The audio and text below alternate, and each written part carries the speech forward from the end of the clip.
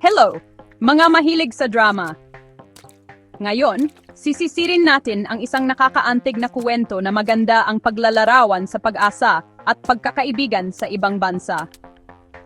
Kilalanin si Marisol o Sol kung gusto niyang tawagin, isang matapang na kaluluwa mula sa isang maliit na bayan sa Negros Occidental, Pilipinas. Puno ng pangarap ang puso niya at buong tapang siyang sumakay ng eroplano patungong Madrid.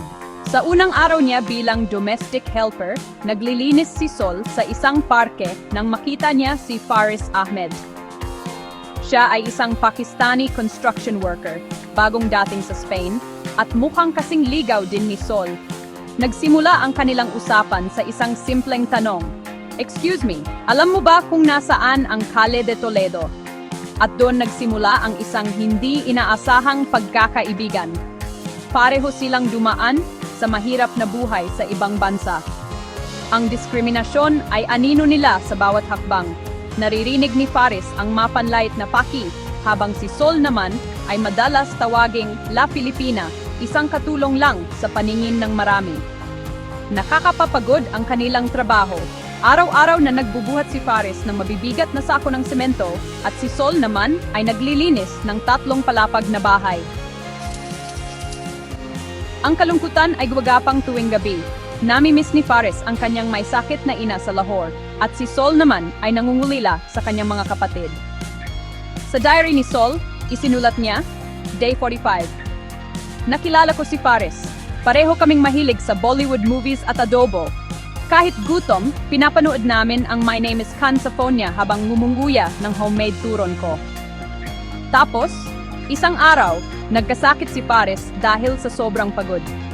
Si Sol, na may ginintuang puso, ay palihim na lumabas para dalhan siya ng sopas at gamot.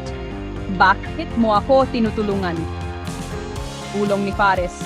Sumagot si Sol, "Kasi pareho tayo, at sa Spain, tayo lang ang nakakaintindi sa mga laban natin." Mula noon, naging sandigan sila ng isa't isa. Tinuruan ni Faris si Sol ng basic Urdu, habang tinuruan naman siya ni Sol ng Tagalog. Tuwing linggo, nagbebenta sila ng lumpia at samosa sa isang lokal na palengke, kumikita lang ng sapat para mangarap ng mas malaki.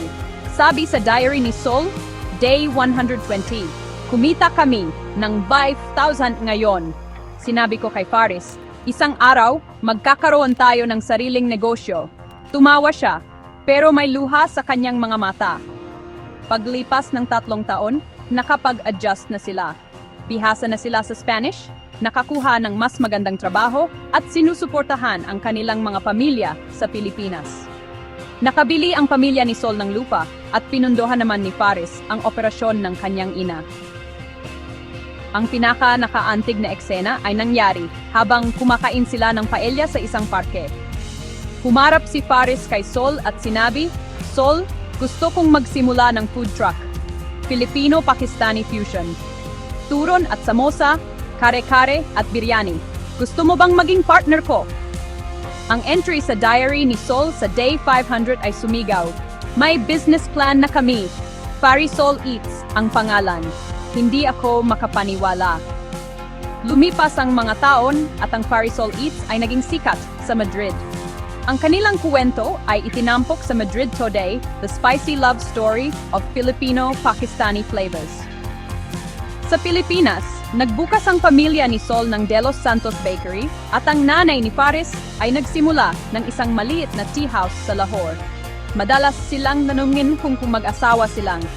Igit nila, bagaman ang diary ni Sol ay nagpapahiwatig ng isang ngiti. Sa huling entry niya, nagmuni-muni si Sol, ika-10 taon sa Espanya, tama si Faris. Mahirap ang paglalakbay, pero matamis ang dulo. Salamat Espanya, salamat Faris, at salamat ako sa hindi pagsuko. Pagbalik ni Sol sa Pilipinas, dala niya ang kanyang diary at isang scrapbook ng mga alaala para kay Faris.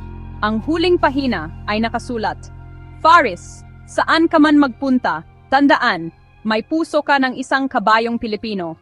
See you next week sa food truck." At yan na nga. Ang aral ng kanilang kuwento, walang hirap na nagtatagal kapag ang mga pangarap ang nakataya. Ang pagkakaiba ng kultura ay hindi hadlang kundi pampalasa sa pagkakaibigan. At minsan, ang taong kasama mo sa hirap ay siya ring magiging pinakamalakas mong kakampi.